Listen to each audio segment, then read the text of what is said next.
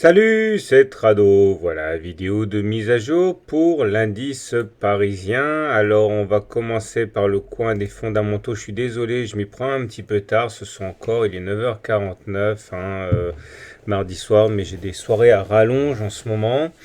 Et ce qu'il faut surtout retenir des fondamentaux, c'est le fait que, le pétrole a vu son prix augmenter et ça forcément ça a soutenu la cote qui est en grande partie liée aux valeurs des pétrolières et des parapétrolières. Donc ça a fait du bien. Maintenant, il n'y a plus trop d'inquiétude par rapport à l'action de Madame Yellen, dont on sait qu'elle va augmenter les taux d'intérêt. On espère juste que la croissance, la montée des taux sera graduelle et lente, mais a priori, au-delà de marquer le coup et de montrer qu'elle n'est pas assujettie au marché et aux traders, elle devrait quand même monter de manière assez mesurée ses taux, c'est du moins ce que les marchés pensent. Il demeure que moi j'envisageais hier que les haussiers tenteraient de réintégrer les Bollinger en faisant contact avec la Bollinger inférieure et force est de constater que la hausse a été beaucoup plus prononcée que celle à laquelle on pouvait s'attendre puisque effectivement les Bollinger, les haussiers ont réussi à leur pari, puisqu'on réintègre les Bollinger. On a buté pile poil sur la M7. Alors la M7, c'est pas rien non plus, une résistance à la hausse importante. C'est là-dessus qu'on est venu se casser les dents finalement en bout de course avec une hausse quand même de 3,2%. Ça non plus, c'est pas tous les jours. Ce qui est intéressant, c'est qu'on a quand même réussi à préserver la médiane. Alors je le dis à qui veut l'entendre depuis de très nombreuses années, que, à titre personnel, je considère que pour avoir une cassure réelle d'un support d'une résistance, il faut avoir une bougie de confirmation.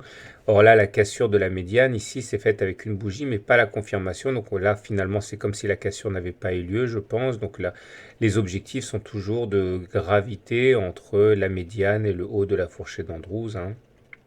Pourquoi pas, effectivement.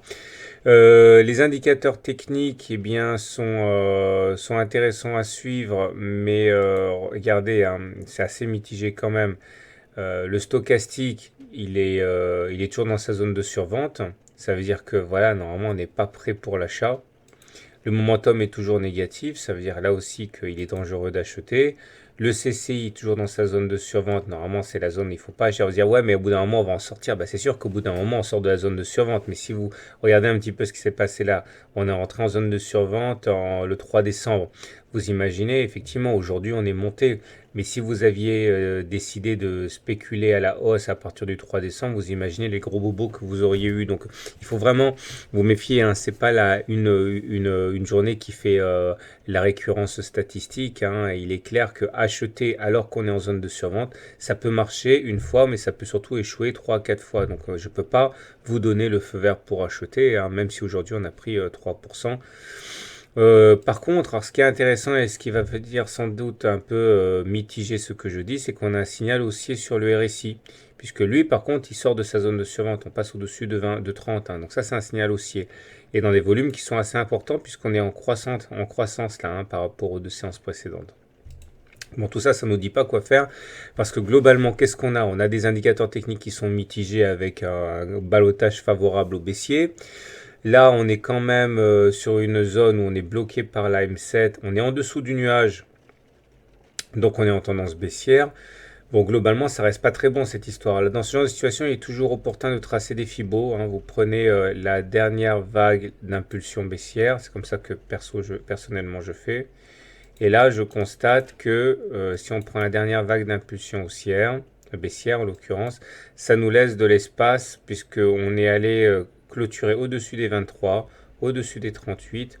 Et là, on n'est plus très très loin des 50%. Donc à titre personnel, je pense que même si c'est un pari qui est assez risqué, je pense qu'on va aller à très court terme tenter de repasser le nuage à la hausse. Alors je ne sais pas s'ils vont réussir les haussiers, mais mon scénario à très court terme, je ne sais pas si ce sera pour demain ou pour après-demain, mais c'est une attaque de la SSB avec, espérons-le pour les haussiers, du succès.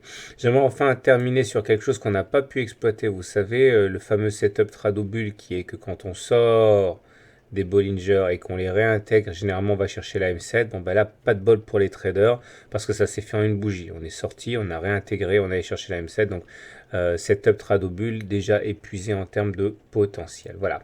Il me reste plus qu'à vous dire trois choses. La première des choses, c'est que mon ami ATCAC est dans sa semaine du live. Donc n'hésitez pas à aller sur son site. C'est atcac.fr atcac.fr et vous pourrez vous inscrire pour les sessions live pour voir comment mon respectable et respecté confrère trade avec ses outils en intraday sur le CAC.